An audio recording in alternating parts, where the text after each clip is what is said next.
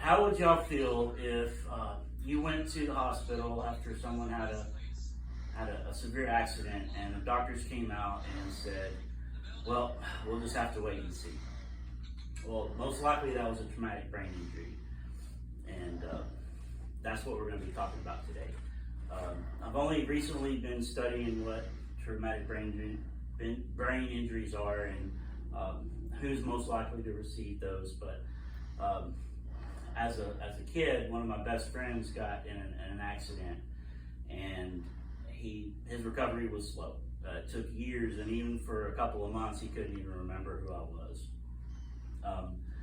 So that's what I'm going to be talking about is who's most likely is going to be suffered from a traumatic brain injury, why it's so difficult to treat and diagnose, and lastly, some of the ways that scientists are creating new technologies to help eliminate a lot of that difficulty to treat and diagnose.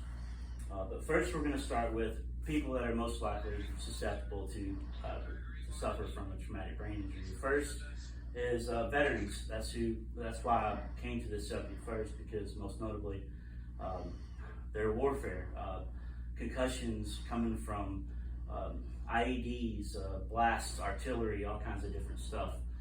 Secondly, athletes such as football players, hockey players, rugby, any full contact sports that they get these, what they call repeated concussion syndrome. And basically, your next blow could be a traumatic brain injury. And lastly, automobile accidents like my friend, just random stuff. So really everyone's susceptible at one point. So next, what I want to do is focus on why it's so difficult to treat and diagnose.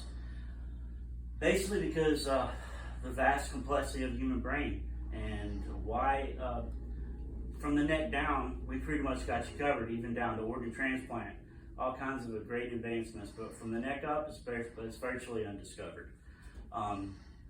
Morgan Luttrell, who once he retired from the SEALs, has dedicated his life to traumatic brain injury and the treatments and such. He described as the brain is most like a snowflake, unique to a person. And an example of that would be if you got hit in the head by a blunt object, you would suffer certain symptoms. And if you got hit in the same place with the same force, with the same blunt object, you could have a completely different set of symptoms. And that's how unique this is. Another one is if someone receives a traumatic brain injury and may not have the cognitive ability to even realize that one's there, whenever you mix in depression, anxiety, an addiction, or even loneliness, all those things factor in to complicate diagnosis even more. Also, the pride pill that people don't want to swallow. They don't want to admit that something's wrong, and so they're not going to seek help. And need people to be able to help identify those things. So here comes the cool part. What they did was basically it's a fusion of the VA and the Department of Energy. What they did is they got together in a meeting in 2018, and I'm going to read this. It's the Department of Energy and the Veteran Affairs. They had a meeting that centered on ways to advance supercomputing, like deep learning, neural networks, big data analytics, and genome sequences that can all be applied to help these veterans' issues.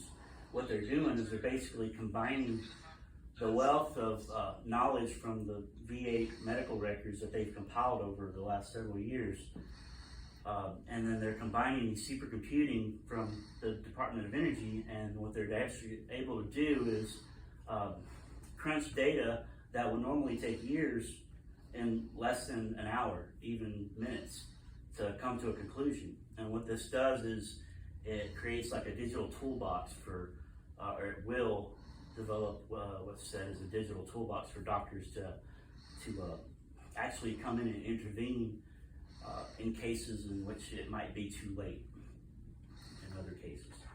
So what they're basically what we discussed was who's going to most likely suffer from a traumatic brain injury, and anyone really.